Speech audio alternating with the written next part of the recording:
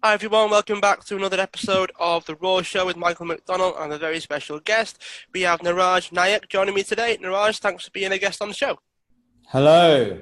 I'm very, very grateful. Niraj is a qualified pharmacist from the UK turned entrepreneur and holistic wellness expert. After healing himself from a chronic illness using Ayurvedic, Ayurveda. that's the one, yeah. Yeah. Practices and dietary adjustments, I can get that one right. He felt motivated to share his knowledge with suffering patients and started the Renegade Pharmacist, which helps a lot of people all around the world. So, Niraj, after the fairly shaky start trying to pronounce those practices, I thought we'd start with your background, if that's okay. So, could you share with us Sure. where you were born and what it was like for you growing up? Yeah, sure, certainly. I was actually born in the UK in London. I'm Indian. I come from that background, so have very conscientious Asian parents who wanted me to study hard and become a good boy and go to university. And most Indians go into some kind of like either profession like medicine or pharmacy. I went into the pharmaceutical world, not really knowing much about it. I just kind of went with it, but it ended up being like one of the biggest insights into the way the world works and operates on a much bigger level, and definitely gave me a insight into the health system in the UK, especially, and how kind of it suppresses people from the truth about what exactly they need to do to get healthy and heal themselves or prevent disease.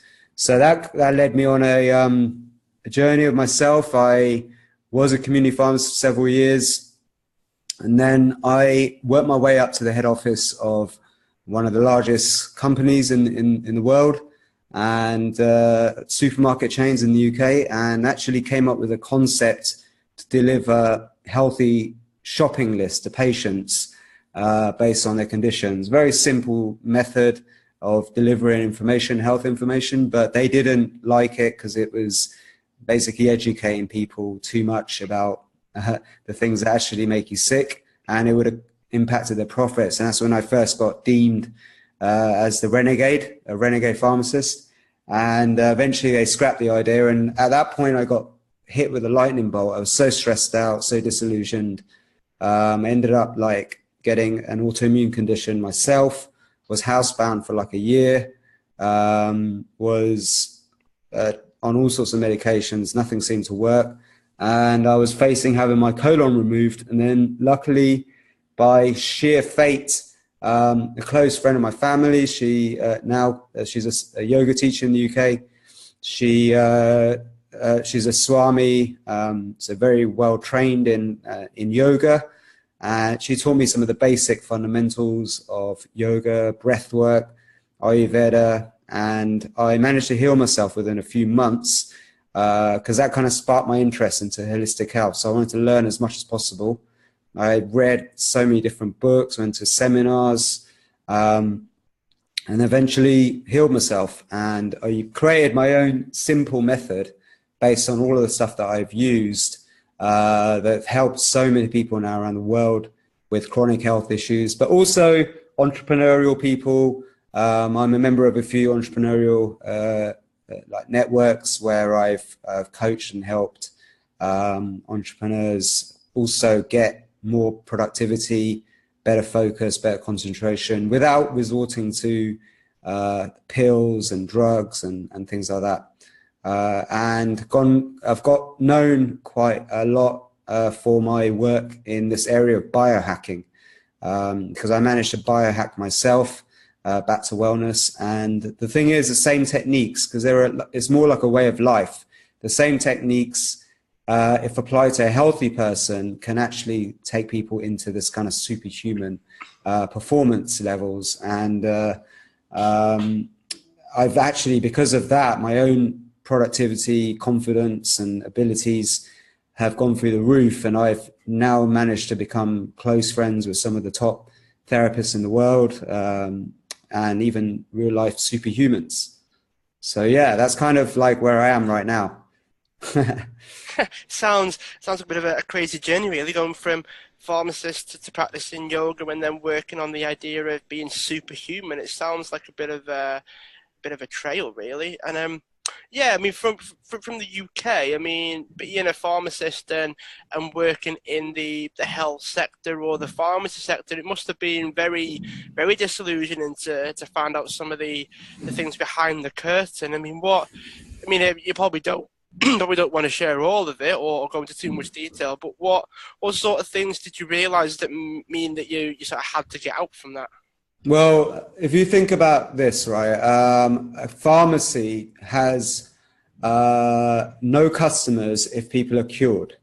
Okay, so just by that awareness, it's not very difficult to figure out that actually, if you cure people, then that's bad for business, and therefore pharmacies have no interest, or pharmaceutical companies have no interest whatsoever in cures. So the entire educational system, which they own and control, because you just have to follow the money, you can quickly realize that actually all of the knowledge and information that we've had for thousands of years has been suppressed, hidden, or taken away. And people who do discover cures within the laboratory setting are witch hunted, and their information and knowledge is suppressed. In some cases, you could say they go missing. Okay, there's evidence to suggest that certain people who have tried to bring the truth or have made some breakthroughs have gone and disappeared, off the face of the planet. So there's definitely, just by the sheer awareness that a pharmaceutical industry is a business, they have got a motive to keep customers and profit, and therefore every drug is designed. Every treatment is designed, even the big expensive treatments for cancer and cancer research and all this stuff, right through to the charities that fund this research, which are all endorsed, and the patrons are usually big pharmaceutical companies. They all have a vested interest in creating customers for life. Okay, anyone who's an entrepreneur or in the business of selling stuff, they want customers for life. They don't want just to sell one thing and then that's it, because it's not very good for the bottom line. So it's much harder to keep finding new customers. Much better to just find people who are sick and keep them sicker for longer periods of time. And that's basically effectively the healthcare industry that we've got today. I broke that mold. I started to cure people in the pharmacy just by changing their diet and teaching them very basic exercise routines, especially from things like high blood pressure, which is very easy to solve, and type 2 diabetes, very, very easy things to fix. And I had great results with it. They didn't like it. Simple things even like cough medicine, which has no evidence whatsoever to suggest that it helps a cough. In fact, you should never suppress a cough. There's a reason for the cough.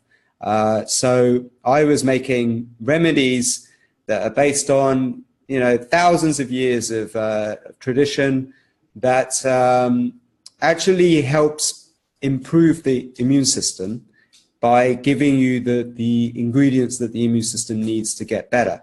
And through that, you're aiding the immune system to make you self-heal rather than a pill or a drug or something trying to solve the symptoms, because that's what drugs do. They're not intelligent, and they only work on symptoms, suppressing symptoms, because that's basically how you keep a customer forever, right? And the problem with that is because drugs aren't intelligent, they're full of side effects. And so then the smart marketing people at the top of these drug companies say, that means that we can sell more drugs. So you'll find that a lot of the drugs on the market are actually just there to support the side effects, the symptoms of side effects of other drugs. So there's a huge, huge scam going on, a very, very high level scam.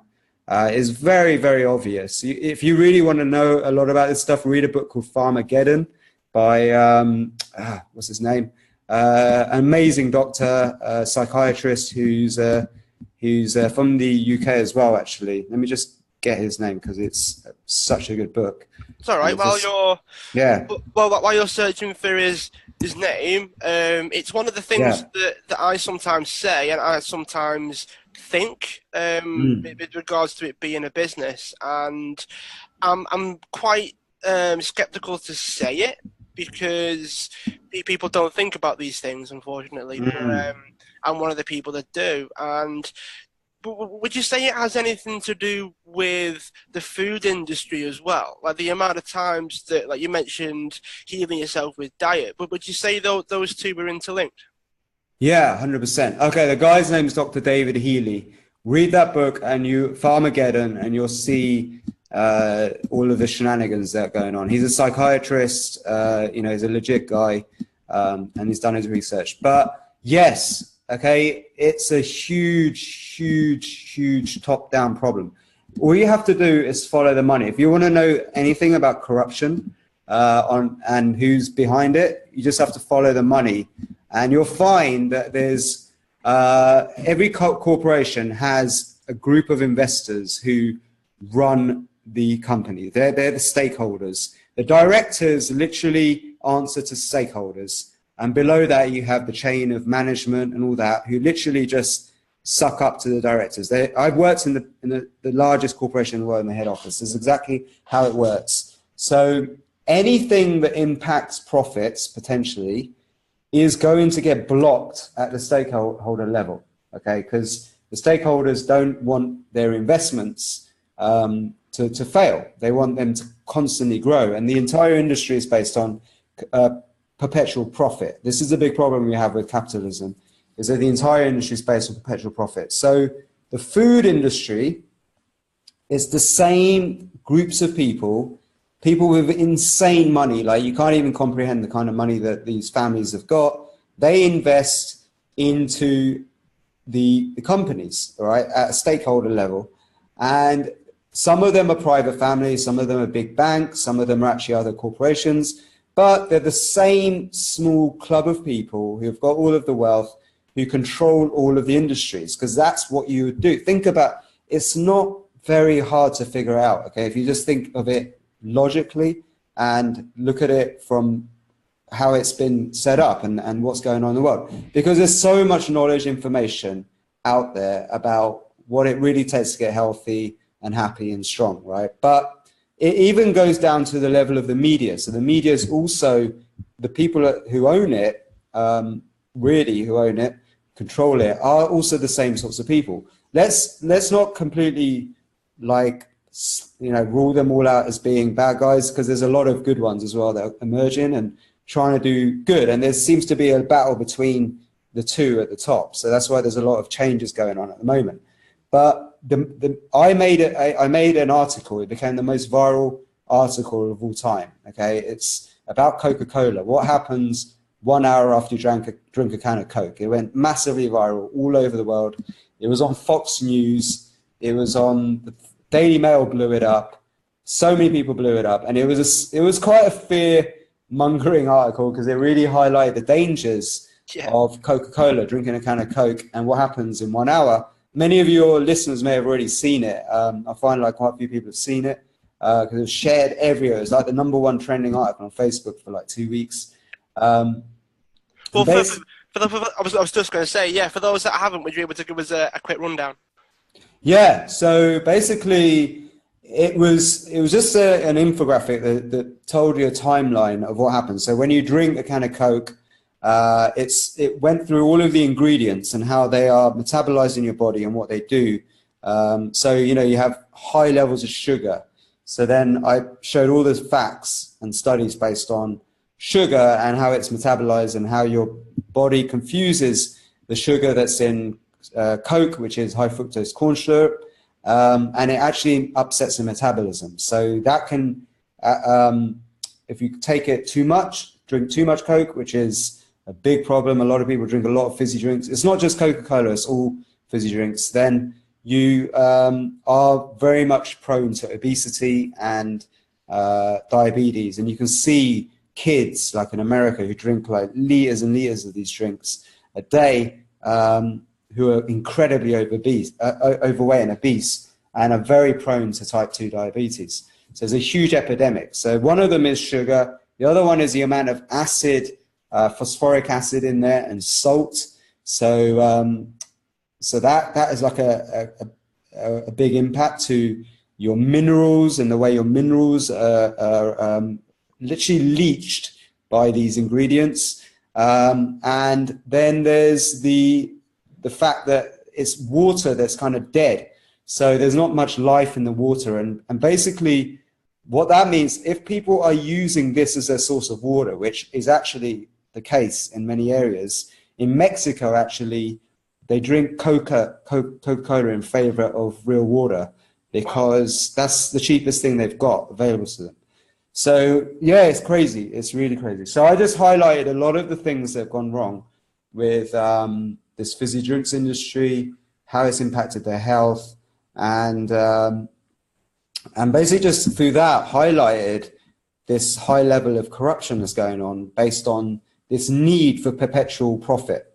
So there's people, what's happening is that they're behind these companies and corporations on a serious drive towards profit, but they're so disconnected to the product, right? Because there's other people carrying out the actual day-to-day work that they've lost their sense of morality over time, okay? So they don't even care what that product's doing to people, because there have been experiments done where if you put on a suit on somebody and get them to do experiments on people, psychiatrists have done this, people will inflict pain and torture people simply because they've been put into the role of authority by wearing a suit or a lab coat and administering pain to people. They'll do it to the point where it's like you'd never dream of inflicting so much torture and pain on people. But they do it simply because they're wearing the uniform. And this is what's happening in the corporate world. People are wearing this uniform, they're doing their job, they're so disconnected from the product and other people and reality. And this disconnection, this lack of community, a lack of care in the world is primarily the number one cause, in my opinion, of depression, chronic stress, and this people getting sicker and their low quality of life that we have in the world. I saw this firsthand in the corporate world that I've worked in for several years. This level of disconnection and this negativity, especially in the UK, and I'm pretty sure it's even worse in the US, you know, and other countries. So, but UK, there's a serious problem with this, and corporations are trying to change the mold. They're trying to become more conscious capitalists, but there's these certain companies that their product alone is so damaging to the world. Like, think about, I think there's something like 3 billion units of Coke drunk a day. Like, it's billions of units we're talking about drunk a day. Well, what Coca-Cola do is they go into a country, they take all of the clean water, right, supply. Well, not all of it, but quite a large amount of it. And some villages are deprived. They create almost like a drought of water, of clean, natural, fresh water. They bottle it. They put gas into it, sugar into it, additives, preservatives, and then sell it back to people. And it's madness, right? Think about it. It's completely madness. So they are one of the biggest problems in the world that we've got, is these big corporations selling fizzy drinks and shit that people don't really need on a massive scale. Yeah, I mean, just while you were saying those things, if people are listening to this, or when people are listening to this, it's almost frightening when you start to think about who are the people. Could be a handful of people, could be the 10 or 20 people that do actually make these decisions. And it kind of reminded me when you were going about it's almost like being dehumanizing, almost like we're in that lab coat and just going through a job. It kind of reminded me of when you've got like robots and drones doing things for us. You just imagine having like a robot army, say, and all someone has to do is press a button and away you go. You're more likely to do it because you've got this great big disconnect from the actual thing that goes on and the actual results and the impact and a lot of the the effect of what it is that you're actually doing. So yeah, that was just a bit of a thought that ran through my head. But you've been spending a lot of time on the flip side of this. You've been spending a lot of time on Yes. the idea of trying to, again, maybe even fight this to a certain extent, to a greater lesser extent. But you're also focusing on, okay, well, this is what's going on, this is what's happening, so I want to try and flip this. Now, obviously, you left and you sort of claimed to be the Renegade Pharmacist, and you went through your own healing. But what was the next step for you to actually start making waves and progress in this opposite direction? Okay, well, great question. Because yes, I see a lot of people who like to pick holes at the system and complain about it and expose it, whistleblow, but they don't have the solutions. Like, it's all good, like freaking people out, but you've got to have some kind of solution, so people don't get completely freaked out and feel helpless, right? So that's what I really focused on, because I had to. I myself had to fix myself. My life had become very, very miserable. I was incredibly depressed and then housebound. Literally, I was shitting blood 40 times a day. Okay, it was hell. And I lost like 3 stone in weight. I looked like a total stick insect. And I remember that I had to make a choice, because I remember this one day thinking, if this is it. I think, like when the doctor told me that you're going to have your colon removed, I was like, this is the lowest point. I'm going to be wearing a colostomy bag for the rest of my life. You can't get much lower from that. Basically, you'll be shitting in a bag the rest of your life. And I prayed. I broke down and I prayed, and I had a sense of like hope, because I knew there had to be a solution. I became so depressed that I couldn't help myself. Like, I didn't know what to do. Like, the things I was recommending to my patients didn't seem to be working for me, because when an illness gets really out of control, like it had for me, you need to do something different. You need to go a bit deeper. And what I realized was actually, and this is what turned me on, really, was that when my Swami told me about yoga and the true meaning of yoga, what yoga really means, it was this spark went off into my mind. Because what happens is, a lot of people, they blame themselves. And they have a lot of guilt, a lot of resentment. They have a lot of anger built up and rage built up. And it's stored, and it stores in the body unconsciously, or in the muscles or areas like the organs. And eventually this can lead to disease. So they say in yoga that diseases fear manifest. Okay. So what she really helped me understand, and then through my own research and going and learning and really reading a lot about the occult history of medicine and psychology and spirituality from a more occult, like hidden sort of knowledge perspective, because I studied a lot of things that the Freemasons were doing, because I wanted to get to the truth. I went really deep on esoteric books and knowledge from many years ago. Started like really learning about theosophical perspectives of reality and things. I actually came to very, very strong belief and awareness that we are a product completely of conditioning, social conditioning, that happens right from when you're in the womb, okay, and then up until around 6 or 7 years old. We are completely controlled, conditioned, and at the mercy of the programming from the external world, okay? And this external world is things like the TV, advertising, media, and actually advertising companies, they love to create adverts for children, okay? Because as I said, they want to create customers for life. So they carefully construct TV and advertising, even the TV programs, the cartoons and all that stuff, in order to sell stuff, okay, and create customers for life. It happens very young age. And this stuff programs and imprints your subconscious operating system and your mind, and then you go through life. So you have these early imprints, very, very early imprints, that happen in the womb and these early years, and your interaction with your mother. If your mother was under a lot of fear and stress, as my mum was when I was growing up, she was an immigrant in a new country, under a lot of stress. She had a lot of problems with the marriage and stuff. It all impacts on you. Her hormones impact on you. You basically are the product of a lot of hypnosis and conditioning from external forces. And the yogis knew this thousands of years ago. They basically say that you are born with a certain amount of karma, okay, which creates all your desires, all of the actions, all the habits that run on autopilot. And we can transcend this programming. So if you look at us as though we're like a computer, okay, we have a computer as an operating system, and imagine that your mind is an operating system, and those really hardwired imprints and programs that are constructed in your mind at a very young age is like your hard architecture of your operating system. It's your iOS, all right?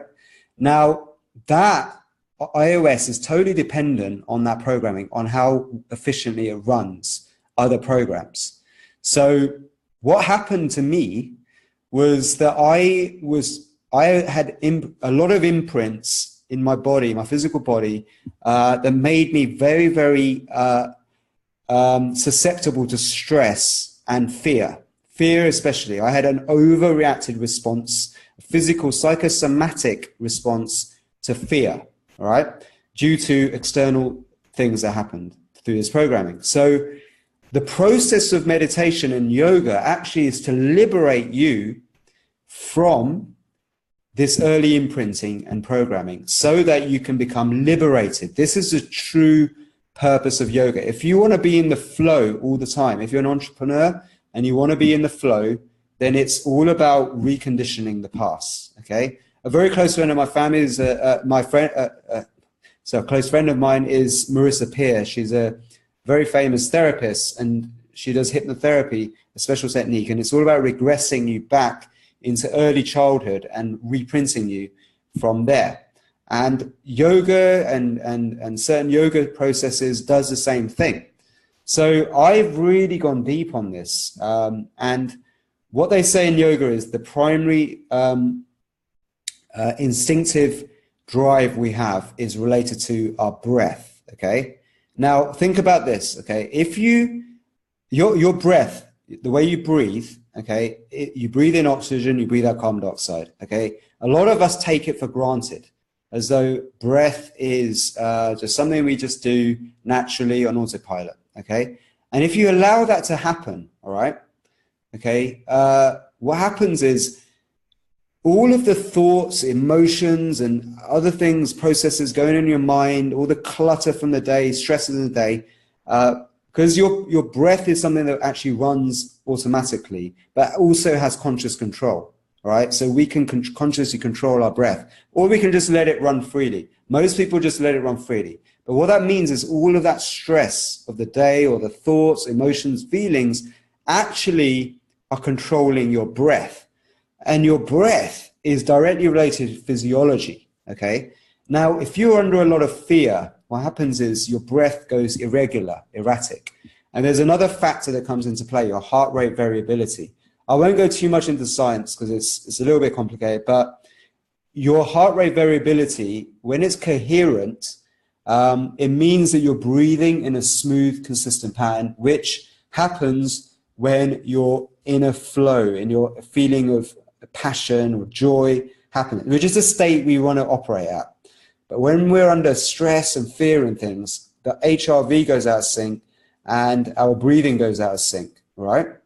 So what the yogis understood was that unless we learn to consciously control our breath and stop it from going out of control, because our breath influences our physiology so much, we are going to be susceptible to disease and disturbances in our physiology. And all of our thoughts, our habits, our behaviors, our emotions, decisions, all of these things actually first start off with your physiology. Your physiology is where they emerge from. So in order to control your physiology, we must control our breath. So conscious breathing, special forms of breath work, which I'm very much into now, which rooted in pranayama. Pranayama is simply the science of breathing from India from thousands of years ago.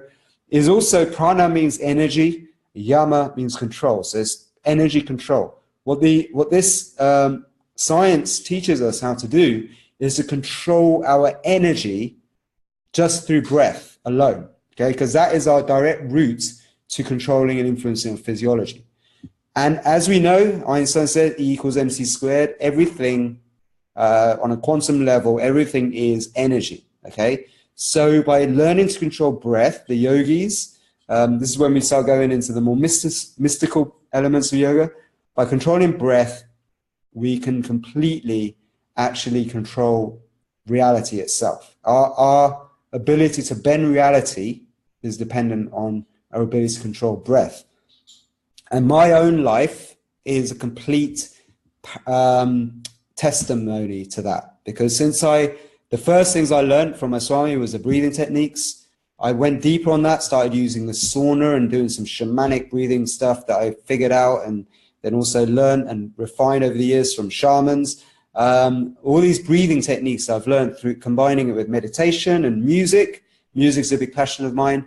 I've created a process that actually is so powerful at influencing your physiology, rewiring those past imprints, but at the same time, actually re-imprinting you with more empowering beliefs and habits, and also strengthening your physiology, your ability to fend off infection, to prevent disease, and to reduce blood pressure and be more in the flow. I perfected and created a system called the Awakening, which is doing amazing right now. Like, I'm having so many shifts around the world with this, and I now live actually half the year on a tropical island called Koh Phangan, where we do these big ceremonies and retreats with breath, and the results are just mind-blowing. People are having full, total, like 180-degree transformations in their life. Thanks for sharing that. It seems like there's a whole a whole host of different things that we can do involving, you mentioned yoga and breath being the two main ones that you focused on just through that. And it seems it's almost like we're programming our body to work for us as opposed to working against us. Is that sort of how you see it? And do you have any other strategies or concepts or ideas that you'd like to share with us? Yeah, well, if you think about it, right, everything is a vibration, okay? And if you just observe your breath for a few moments, okay, you'll realize that you're breathing in a wave. You breathe in and out, so in for a few seconds, out for a few seconds, okay? But that in and out will change and fluctuate over time. It has its own waveform, okay, which you can actually measure. You can measure this waveform. Now, emotion also has a waveform, a vibration, okay? So most of the emotions that are being projected out through the media and the ideas and feelings, if you watch the news, is fear. Now, what they found in studies is that our breath, if allowed to just be on its own without conscious control, will mirror other people's emotions and their way of breathing. It will also mirror energy and vibrations in the surroundings. So if you are under stress or fear because of something you watched on the news, your breath will go out of coherence and it will become irregular. And that has this effect on your physiology. It leads to chronic stress and problems with your physiology, which can then lead to disease. So we are so influenced by our environment unconsciously. And it's this unconscious hypnosis, this cultural hypnosis, that we must protect ourselves from. So what everyone should do first is just observe the way they breathe, okay? Just observe how they breathe. And is it very shallow? Is it deep? Okay? Is it smooth? Is it inconsistent? And observe how it changes when they're feeling different moods. When they're in a happy state, an excited state, is the breathing more smooth and consistent and more rhythmical? Or when they're in a stressed out state, like a fear state, are you breathing more erratically? Okay. And erratic breathing leads to erratic thinking. So if you're an entrepreneur and you want to be in the flow and think with clarity, okay, what you simply need to do is observe your breath, observe how you feel right now. And then by doing this very simple technique that I'm going to show you now, you can actually change how you feel. All right. You can bring yourself back more into balance and be more in the flow simply if you just do this for 5 minutes. Okay, do you want me to show you? Yeah, go for it. Yeah. Okay. So what you want to do, I call it rhythmic pulse breathing. Okay. So what you do is just put your finger on your pulse. Okay. So you can feel your pulse. You can feel your heartbeat. Okay. And what we do is we breathe in beats. We breathe in rhythm. The world is rhythmical. Like everything that's good in the world has a rhythm and a groove. Okay. You hear a piece of music has no groove or rhythm, you can't dance, and you're not going to be drawn to it. But music that has a pulse and a groove, it's great, and you want to dance, and it brings people together. So the good things in life, I find, is high vibrational, rhythmical things, okay? And we want to connect to that groove. And the most natural groove of all is your heartbeat. Your heartbeat is the natural rhythm. It's the rhythm of your life, okay? So what we're going to do is we're going to connect with this rhythm of life. So just put your fingers on your pulse and just feel that rhythm. Okay, most people's heartbeat at rest is going to be between 60 and 75 up to 80 beats per minute. Lower the better. Okay, but I'm going to show you now quickly how to just get into a flow state through your pulse. So just being observant of your pulse, start to count a rhythm. So a beat normally is like 1, 2, 3, 4. 1, 2, 3, 4. So get the rhythm of your pulse. 1, 2, 3, 4. 1, 2, 3, 4. That's my pulse right now, the rhythm. So what you want to do is you want to then basically breathe in smoothly. Okay, so you breathe in, and you want to breathe in diaphragmically. So what you want to do is make sure you can use your hands. You can put one hand on your belly, one hand on your chest. Breathe in, and you'll let your diaphragm rise first, and then your chest, and that's a full yogic breath. So you're basically breathing in from your abdomen and filling up your entire capacity for oxygen. Imagine like a cycle of a wave of breath, okay? Right from the base, up your abdomen, expanding your belly, chest, and then round like a wave, okay? So you're going to be breathing to the rhythm of your pulse, which is in, 2, 3, 4, out. And then on the out breath, you want to breathe very smooth and consistently. So you're not going to go like really like forcefully. You're just going to purse your lips a bit and breathe out slowly, smoothly, and consistently, like an ocean sound of the wave, okay?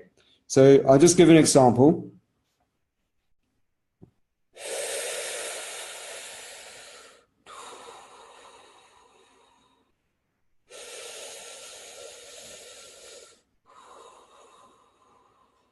And then you start getting into this rhythm. And you can, if you're finding the four seconds is too fast, 4 beats is too fast, you can extend it to 6 or even 8. Slower and more smoother, consistent rhythms helps calm the heart down and slows your heart rate down, and you become more calm and relaxed. You produce these alpha brain waves, you become more in the flow. So just doing that for 5 minutes, okay, and then getting back into your work. And then if you find you're getting distracted, if you feel some like stress is building up, just go back to your pulse and just do that again for a few minutes, and then boom, go back. And actually what you can also do is play some like kind of, I love house music. I produce house and deep house music. You can play some like kind of music that has a 120 BPM kind of rhythm to it, which is most kind of popular music. And most popular music actually is timed to this rhythm, 120 BPM, which matches the natural resting rate of your pulse as well. Okay. And this rhythm, if you breathe in time to it, so if you put on a house beat, which is like a do, do, do, do, you breathe in a rhythm to that, in 2, 3, 4, out 2, 3, 4, and just have it in the background. So you don't even need to use your pulse, and just listen along whilst you're working on your laptop. Okay. You can have actually entrained your breath to that music, and just that smooth, consistent, diaphragmic, rhythmic breathing will actually make your heart coherent, your physiology becomes coherent, and you go into this like much more calm but alert flow state. Okay, and you'll find your work becomes more productive, you become more creative as well, and things just operate better and you get less distracted.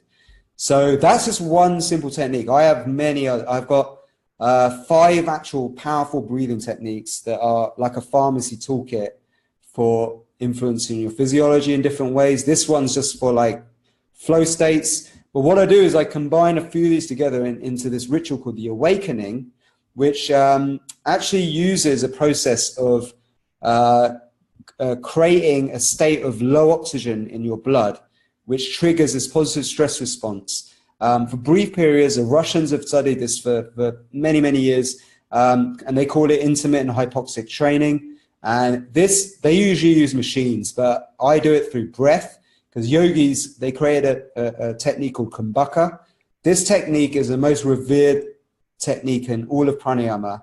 And through this technique, you can actually wake up dormant parts of the body, dormant parts of the brain that haven't been used before. And it can actually even wake up stem cells. So if you want to heal yourself from chronic infections or diseases, or if you want to expand your creativity, your cognitive function, your memory, and things like that, this one technique helps. And it's actually the one that is supposedly what leads to these superhuman powers and abilities these famous yogis possess. And for me, on my own journey, I've definitely seen the dramatic shift in not only my ability to suppress this autoimmune condition that I had that actually makes a lot of people sick. I've been very lucky and fortunate to reverse it.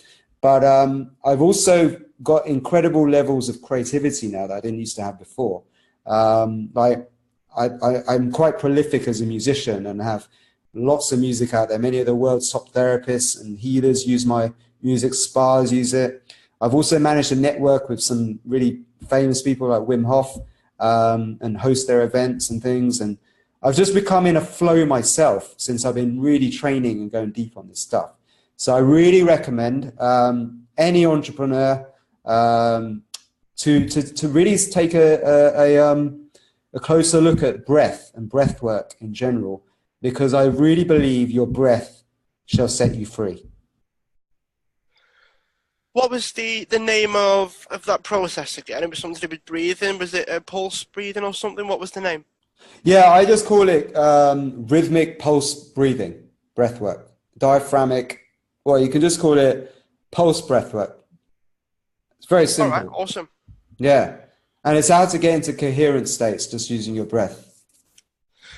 So you mentioned that you've got 4 others. You mentioned that you've got 5 strategies that people could use. So maybe it's about the time in our conversation where you share with us where people can go if they want to find out a bit more about you, and maybe somewhere where they can get their hands on the other 4 strategies that you've got. Yeah, certainly. So I have a site that's very new called somabreath.com. Soma, SOMABREATH.com. Soma Breath. Now, Soma is the legend of the ancient text that the yoga came from, which is the Rig Veda. And Soma was this psychedelic concoction that the rishis used to take to communicate with the gods. And the legend goes is that the Soma ran out over time, and it freaked out all of the gods who were living on the planet as in the golden age the planet, because in yoga they say that we exist in 4 different times, ages, and right now we're in the Kali Yuga, the dark age, but there was a time of enlightenment, which is the golden age. However, what happened was, because the Soma started to run out, the gods went a bit crazy, and God Indra ordered everyone to go inwards to be able to create Soma from within. And what they realized actually is that we create every single medicine that we need naturally. And that's what they discovered. And that was the origins of Tantra, Tantric yoga, and breathwork, and even Buddhism came from all of this. And so what happened was the yogis became the first real biohackers, and they really studied the connection of breath and physiology and yoga postures to basically create their own medicines and drugs, okay? And through a deeper practice, which I call the awakening, you can actually activate the Soma molecule itself. The Soma molecule is basically the DMT that you find in plants, but we produce DMT naturally, okay? But it's not DMT, it's a form of tryptamines that we produce in our brain based on melatonin, serotonin, and dopamine. And when you do a certain practice for long enough and use therapeutic music with it, what happens is that you can actually reach incredible psychedelic states of mind, like of consciousness. And it's this process that I've developed where you literally will speak to your higher self at the end of it. You will connect so closely to a higher state of consciousness that you can actually go back and re-imprint the things that have programmed you from the past against your own best interests. And you can re-imprint yourself in a better way, a more empowered way. And this was the famous technique of that the yogis used to do, that I've now made just more easy, fun, and accessible. And it's called the awakening. And you do it over 21 days. Okay, we have a 21-day program. It's the Awakening Breath Protocol. In that time, you basically just do a simple exercise every day. I give you a download. You just listen and follow along with the instructions.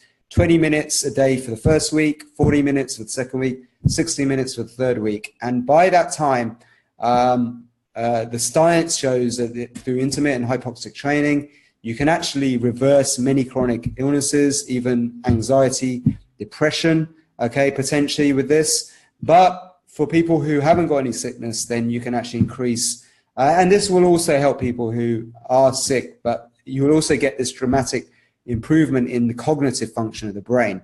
So your concentration, your focus, your energy levels go up. You have these heightened states of creativity, and yeah, this is what I've been putting together. And we do live training webinars as well once a week. And we're just launching it on June the 11th. We're literally launching the first online version of this because I've been doing it in a retreat for the last couple of years in Copenhagen. But now we're launching it online so everyone can access this. Because the other magic that happens when you all breathe together, breathing together is the magic. So the word spirituality, actually, the Latin root meaning of the word spirituality is to breathe. Not many people know this, but that's what actually spiritual means, is to breathe, okay? And the original, the yogis, who were the real like ambassadors of this ancient cultures that then all the other cultures came from, they would get together and breathe together, okay? Now the word conspiracy, conspire, actually means breathe together, okay? Before the 13th century, that's what it meant, because people would club together, religious people and spiritual people would get together and they'd breathe together in a certain way, in a ritualistic way, and it would be a form of prayer and connection. When you breathe together, this magical effect of coherence happens, okay, where the bond connects very strongly between people. HeartMath did a lot of studies on this and found this phenomenon that happens. And by breathing together, just because you raise your vibration, okay, your own emotional energy, you then rub off on other people who don't have that level of coherence, and it rubs off. So my conspiracy with the awakening is that we want to get lots of people breathing together at the same time. And that's why we're doing this awakening program, so that they go off and rub off all of this on other people. And as a whole, the communities start to spread and get better, and people find a more sense of connection and belonging. And that in itself, because I believe community is a cure, could be the cure for a lot of problems, because they found that depression, okay, is actually mostly linked, and even longevity itself, okay, is linked to our sense of belonging, okay, sense of community, a sense of social interaction. So if you don't have a social life and you're very much a lonely, isolated person, you're going to be more prone to depression. You're not going to live as long as somebody who has a lot of social connection and feels like a sense of belonging in their life. So I'm giving people back that sense of belonging by helping people connect to the breath and connect to other people who have the same interests. And that's why we have this component of the Soma Breath community, where it's this online community where people are encouraged to go out and run awakening sessions around their area. And through that, we spread the love. And it's, you know, that's my little hippie side to me, but you know, that's my higher mission, is to spread the love through breath. So somabreath.com. You can check it all out on there. All right, awesome. Are you on social media as well? Are you on Facebook, Twitter, Instagram? Where can people find you on there? Yeah, you can actually go to the renegadepharmacist.com for the website. On social media, it's the same name, the Renegade Pharmacist. Just look for that. I'm the only one. And then we also have the Soma Breath group, which is where you can interact with lots of people who are into breath work. So you just look up Soma Breath and you can join that. But ultimately, if you just go to somabreath.com, you can actually sign up for a free online meditation, a breathwork meditation, where you can, because so many people are doing it at the same time, you're going to be breathing together with people around the world. And we've had plans to turn this into a proper app and all that, but that's in the future. But for now, we have this online platform. Actually, we use Zoom, like we're using Zoom right now. It's the same platform that we're using, and it's really effective. And you can breathe together and start actually experiencing the benefits of breath work right then and there for free. All right, sounds good. Well, we are up to our last question, Niraj, and This is one where we can blow the door wide open now, so we don't have to be to do with anything that we've spoken about so far. And we've had funny answers all the way to serious answers. And the last question is, what would you like the world to know about you that it doesn't already know? Wow. Okay. And you've also mentioned music as well, so we can't really go there either. Oh, wow. This is deep. Okay, here you go. Okay, so the world doesn't really know this much about me, is that I love to cook Indian food, right? And Indian food, if it's done right, is really, really healthy. Okay, I'm not talking about the stuff you find in restaurants, but I'm talking about like Indian food that has its roots in the traditional way of cooking, without all the additives, and really rich in herbs and spices and things like that. I cook a mean curry. Okay, so I have this ambition, like one day, once I've done my conspiracy of creating all these communities, is to literally go around visiting them and just cooking. And that's all I want to do, is to go have big parties and cook and maybe DJ a little bit, some of my beats. But that's it. That not many people know this, because I kind of keep it to myself. My girlfriend, she really benefits from it, but she really likes it. So now maybe I'll let more people know about it. All right, sounds good. Well, thanks for being a guest on the show, Niraj. I appreciate you carving out the time, and I'm sure we'll keep in touch. Okay, thank you very much, mate. Cheers.